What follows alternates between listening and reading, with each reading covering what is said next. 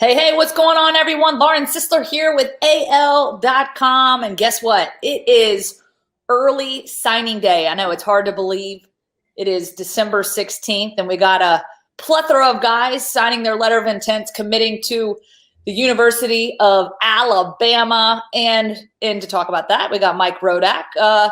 Just to go over some of the highs, the highlights. I know there's not probably too many lows, but we might have some surprises that have come through on this class. And what are some of the greatest needs that Alabama had that they felt like were met? And then lastly, some holes that they're trying to plug in there. So what's interesting, coming to this day, Alabama begins the day with the number one rated recruiting class nationally. That, of course, according to 24/7 Sports and Rivals, both of those sites we follow pretty closely. And so some heavy hitters. And off the top, I'd like to mention at 6:45 a.m., the first guy that came through, cornerback Devontae Smith. Kind of interesting because, there's already a Devontae on the team. However, it's not likely that we will probably see both of those guys wearing Crimson Tide jerseys on the same field on the same day as, Devontae Smith will probably move on. But that's neither here nor there.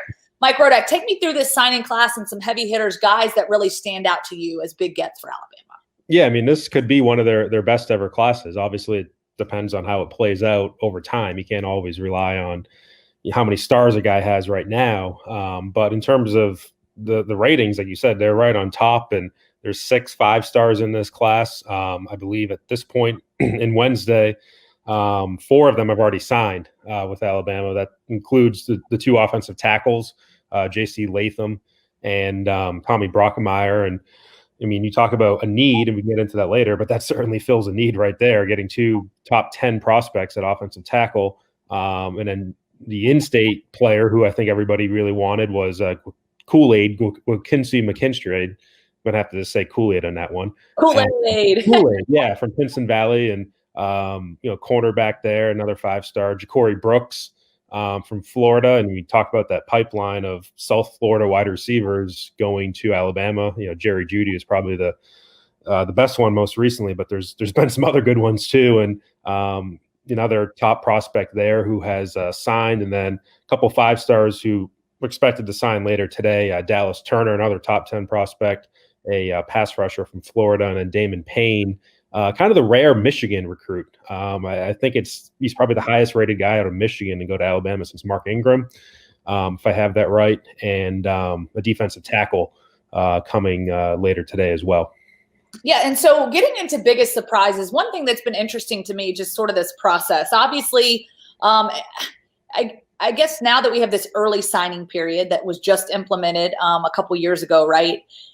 Things have been a little bit different. And talking to the coaching staffs, I've covered a multitude of games, and most recently talking with Kirby Smart over at Georgia, he kind of explained and outlined the difference in how things are going down with this, this early signing day. And he said, obviously the pandemic has presented a lot of challenges, but one good thing that has come out of this is there's a lot less drama. And I get a feel for that. I can kind of see how that's such a relevant point because, this is the final push where guys are out recruiting. They're in living rooms. They're doing that final countdown, that final push. And you've got coaches and recruiters coming in houses and scooping up these guys, flipping them to another school.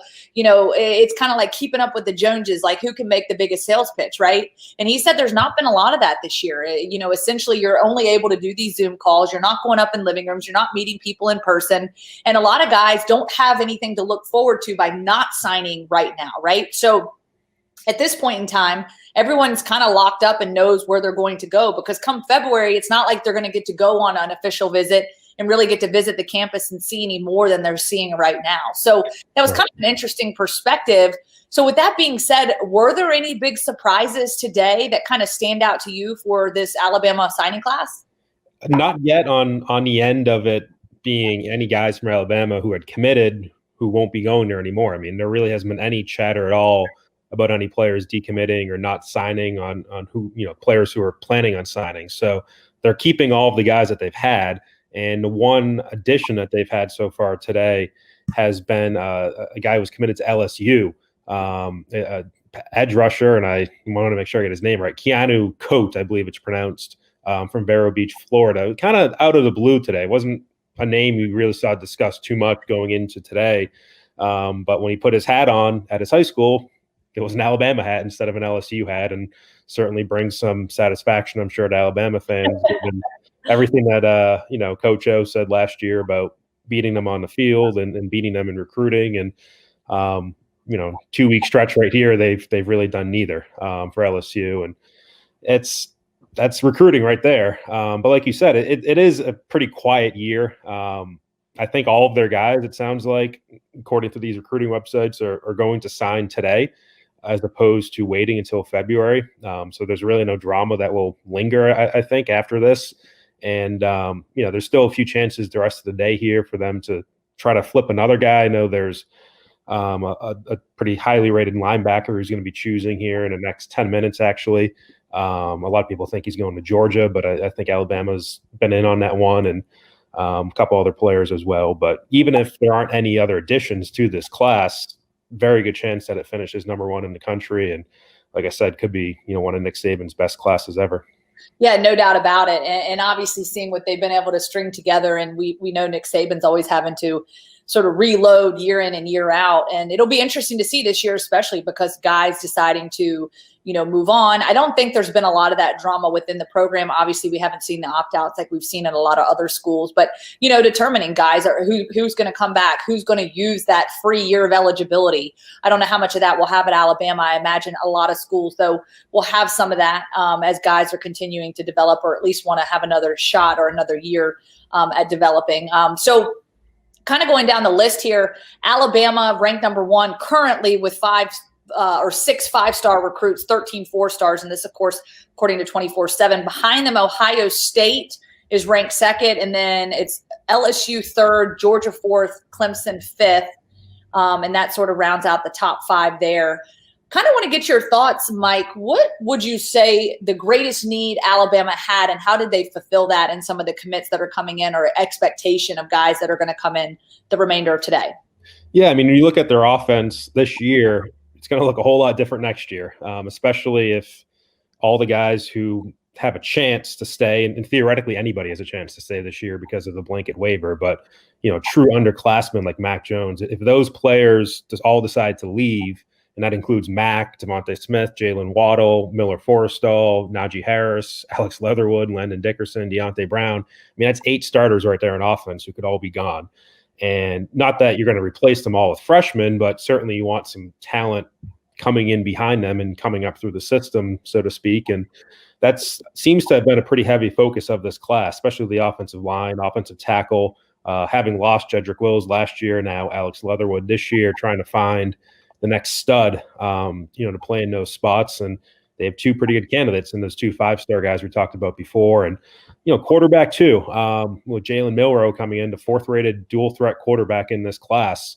That's no joke right there. That's not just picking up a 3-star quarterback just for the fun of it, just to have one. I think Jalen Milroe certainly will be coming in thinking that he has a chance to start at some point. And, we've seen a decent amount of Bryce Young this year. I think there's certainly some strides that he needs to make in his own game. But it seems like they have some options at that spot going forward. And, wide receiver is another spot too, having lost all the guys that they did last year and they will after this year, coming in with, a 5-star Jacorey Brooks and then 2 4-stars and Christian Leary and a G.A. Hall. You're backfilling that position as well. All right. And then my last question before I let you go, as we get ready to close out the day here in the coming hours, of course, we'll hear from Nick Saban later today, I guess around 6 o'clock. So we'll, of course, have his thoughts and final analysis on the signing day as they finish that up and, of course, look ahead to the SEC championship. Is there any area that you feel that this signing class doesn't meet, or that, could certainly use a little injection moving forward, or maybe some concerns that might be a little thin at this point? Yeah, I mean, the tight end position, I think, would be a spot where they really haven't had the last couple of years here the guys that they had before, and O.J. Howard and Irv Smith, and a real threat in the passing game. I mean, Miller Forrestall, I think, has had a good year for him, but at the same time, he's not quite the same level of talent as those other 2 guys were, and wasn't as big in this passing offense as some of those other guys were. So they didn't really have that in last year's class.